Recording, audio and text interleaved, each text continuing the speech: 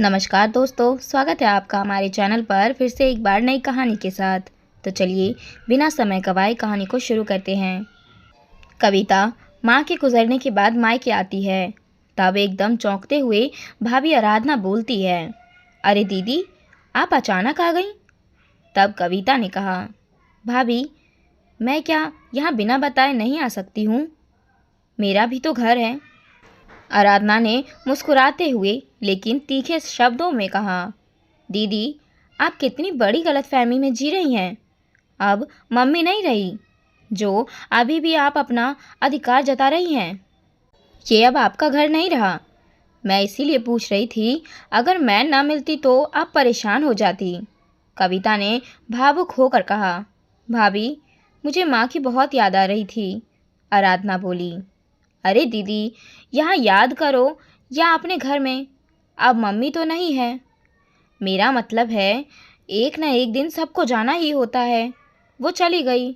खैर, कविता धीरे से बोली, देखो भाभी, माँ के बिना ये घर कितना सूना हो गया है।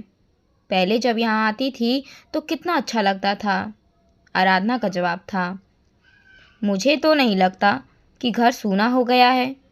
जाने वाले को तो कोई रोक नहीं सकता, और अच्छे कर्म ही हैं जो इंसान को सबके दिलों में ज़िंदा रखते हैं। अगर व्यवहार अच्छा ना हो तो यादें भी कड़वी रह जाती है, जिन्हें कोई याद नहीं करना चाहता। आप बैठिए, मैं पानी लाती हूँ। कविता अब चारों ओर देखती है और माँ की फ़ोटो के आगे बैठकर रोने लगती है। माँ, मुझे तुम्हारी बहुत कमी लग रही है। जब तुम थी तो यही घर मुझे मेरा लगता था। आज तुम्हारे बिना ये घर सब पराया लगता है। ऐसा क्यों माँ? क्या सच में माँ के रहने तक ही मायका होता है? तभी आराधना पानी लेकर आती है और कहती है, अरे दीदी, आप रो रही हैं? ये अपने कर्मों का फल ही तो होता है, इसीलिए आपको ये घर पराया लग रहा है। आप कभी भी मेरे दिल तक पहुँच ही नहीं पाई।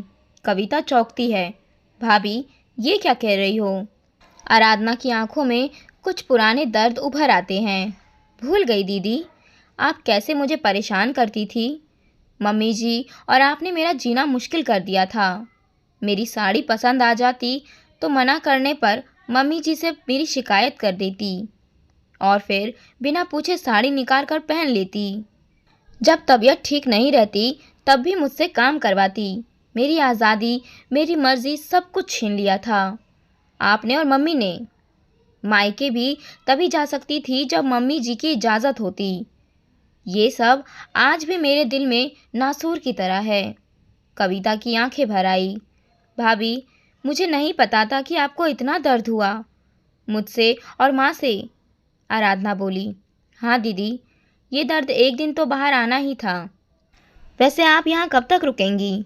मैं अनचाहे रिश्ते को दिल से नहीं निभा सकती। कविता को अपने ही पुराने शब्द याद आने लगे। उसे समझ में आ गया कि अब उसकी कोई जगह यहाँ नहीं बची। भाभी, वैसे तो मैं 2-3 दिन के लिए आई थी, लेकिन अब शाम की गाड़ी से ही चली जाऊंगी। तभी आराधना की आवाज़ में थोड़ा अपनापन आता है। देखो दीदी, जब आ ही गई हो तो रुक जाओ, पर एक बात याद रखना, माँ से ही मायका नहीं होता, भाई और भाभी से भी मायका होता है। अगर आपसी मेल जोल अच्छा हो तो मायका जीवन भर साथ देता है। रिश्तों में प्यार हो, सम्मान हो, तभी मायका मायका लगता है, वरना अधिकार जताने से ना तो दिल में जगह मिलती है और ना ही घर में। कविता ने गहरी सांस ली और रोते हुए कहा, भाभी, जो बीत गया वो बीत गया। चलो कड़वी बातों को पीछे छोड़कर आज से एक नई शुरुआत करें। मुझे मायका चाहिए ताकि आपके दिल में जगह बना सकूं। मुझे माफ़ कर दो भाभी, अब मैं कभी वैसा व्यवहार नहीं करूंगी। शिकायत करने की आदत ने ही मुझे आपसे दूर किया। अब मेरी यही कोशिश रहेगी कि आपके दिल को कभी भी मेरी वजह से कोई ठेस न पहुंचे। कविता रोती हुई भाभी के गले लग गई और बोली, अब समझ आया, माँ से नहीं, भाभी और भैया से भी मायके की दहलीज बनी रहती है, और जिस बेटी का मायका हो उसकी ससुराल में भी अहमियत बनी रहती है। आराधना भी भावुक हो गई। दीदी, ये दरार धीरे धीरे भरेगी। आप मुझे सम्मान दोगी तो आपको भी सम्मान मिलेगा।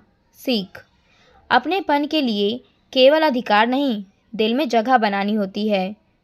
मायके में सम्मान और अपन तत्व हो तो रिश्ते जीवन भर साथ निभते हैं, जैसे कि ननद और भाभी का रिश्ता। अगर समझदारी और प्रेम से निभाया जाए तो भाभी माँ की जगह भी ले सकती है।